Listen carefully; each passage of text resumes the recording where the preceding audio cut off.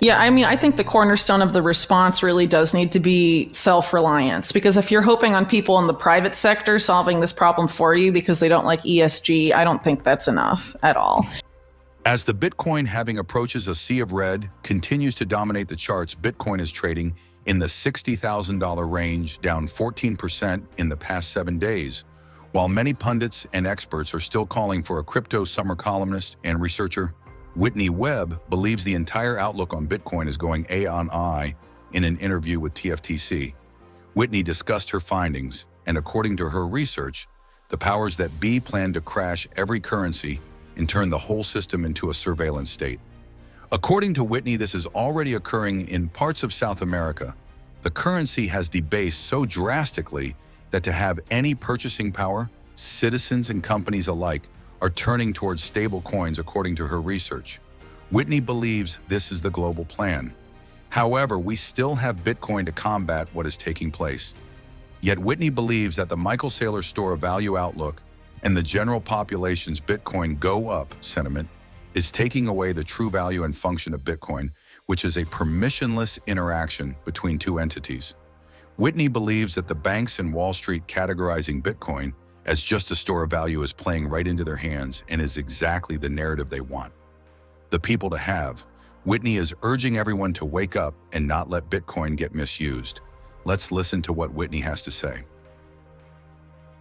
In talking about this public-private play, it's important to keep in mind that what happens, I mean, just look at this, the Treasury Secretary office alone. So like in Clinton, it was Robert Rubin, Goldman Sachs. He helps repeal Glass-Steagall. And then when that whole bubble pops in 2008, Goldman Sachs' Henry Paulson is Treasury of the Secretary. Then it's Tim Geithner, who worked under Larry Summers, and Robert Rubin is Treasury Secretary under Obama. And then it's Steve Mnuchin, who was involved in the 2008 financial crisis and whose dad was one of the top guys at Goldman Sachs, and he was also Goldman Sachs. So what they do when they're in power is that they create policies that help benefit them. You know, they came from Goldman Sachs with intentions to implement policies that benefit Goldman Sachs, right? And so generally what happens is that when the private sector wants something, or they've created a big market for something. They've invested lots of money in creating something like the carbon market, and no one's using the carbon market. They are going to then use the public sector to force people to use the carbon market. And so they're trying to do that through the guise of climate emergency, right? And that's not working. So if that's not working, how will they go about and how will they do it? Well, like Mark and I have discussed before, they're trying to go about it the private sector route. Oh, okay, you guys aren't interested in programmable, surveillable money if it's emitted by the central bank. So if it's emitted by a private bank, maybe you will, right? But the other side of this is what's happening in places like Argentina right now, where people have lost so much of their purchasing power. So like before Milei came to power, I think the poverty rate was it was insanely high. I think it was something like 60%. And then Milei came into power and devalued the currency by 50%, which led to a massive loss in purchasing power for Argentinians on top of that.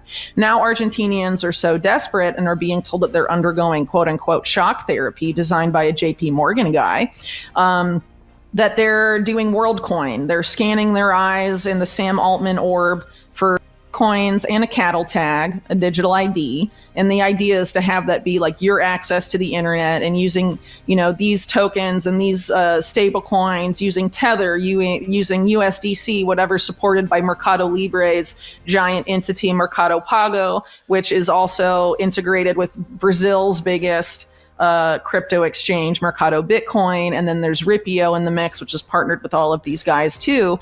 They're going to control all the rails that stuff runs on.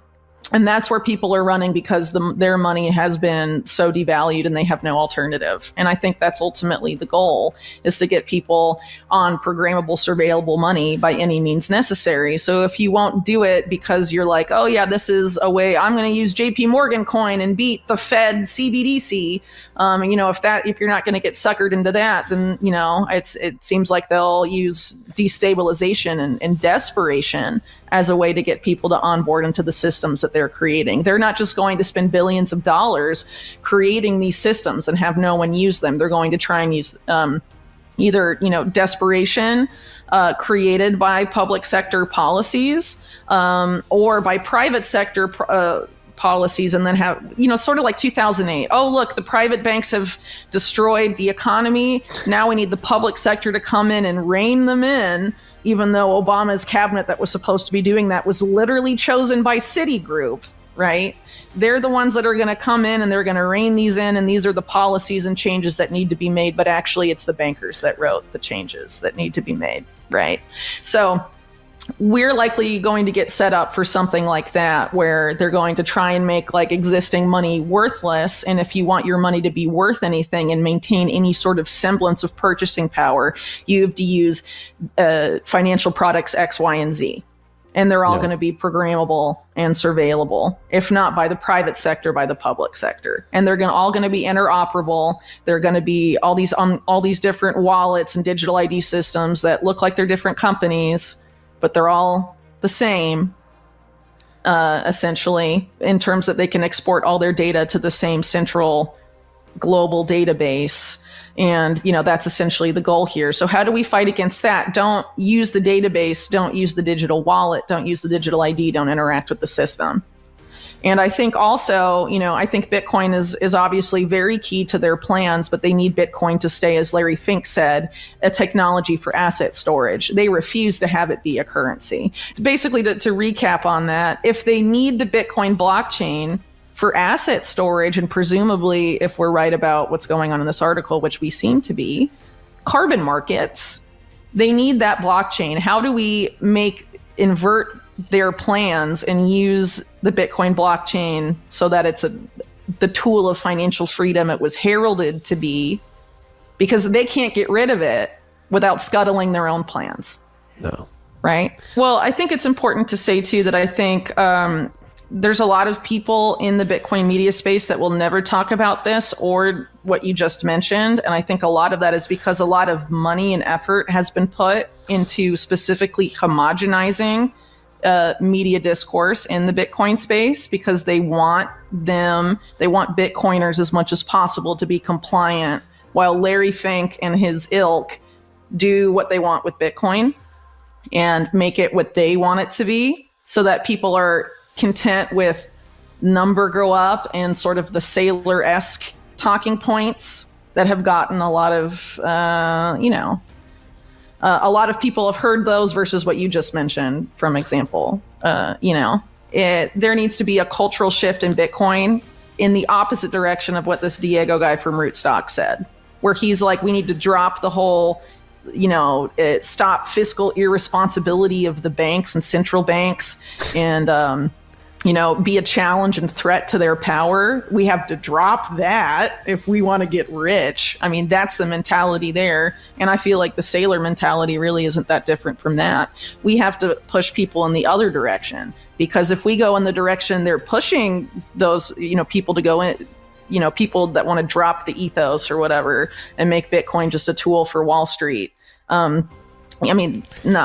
If we let that happen, very bad things happen, and there has to be a fight. And there's a specific effort that's been launched against people that hold Bitcoin to try and get them to be compliant in that sense. And that's through controlling the discourse in the media space. There needs to be a desire among Bitcoiners to return to the original ethos, not the opposite.